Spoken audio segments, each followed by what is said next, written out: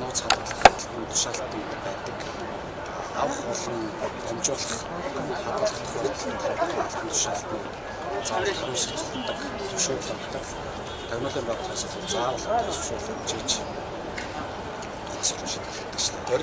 Горилчийн үед танай тойрог дээр одоо хамгийн зөв анхаарах ёстой зүйлс нь юу бэ?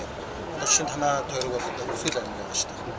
Яг өсвөл болно орны үед бол аялал жуулчлал, үдэ аж ахуй, хүнд аж ахуй өсвөл аймаг бол хамгийн аялал жуулчлал болж байгаа. Гурван засгийн тогтолцоо аялал жуулчлалын бүс болж авахсаа зарсан юм шиг.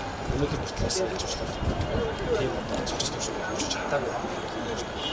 Хоёрдугаар бол Улаан бүсгүй хамгийн болтой аймаг газар тайлбарлаж сайн төвсөн шүү дээ.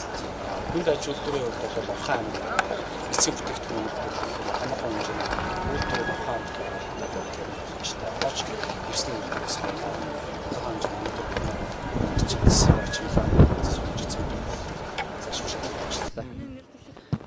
Горилжоо тойрог хичнээн өсөлттэй өгүүлсэн байгаа бол тэр өсөлтөнтэй байгаа бол намын хувьд дөө манай намын хувьд манай намын хувьд нэг 11-2 орчим хүн байгаа юм шиг л.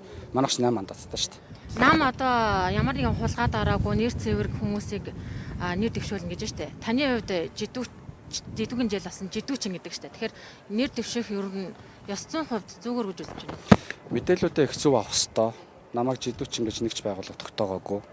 Жидүүгийн хувьд бол тухайн үед над дээр авсан зээл ямар нэг зүйл өнөөдөр хүртэл байхгүй. Тухайн үед бол улсын хурлын гишүүнээр ажиллаж байсан хүмүүс хүртэл авилгатай тэмцэх газарт тухайн үед бид нар шалгуулад 2019 оны 11 сард бол бүх асуудлууд ямар эцэлэгдэн тогтоогддог хэрэг авц хэрэгнээс татгалзсан шүү дээ. Тийм процесс.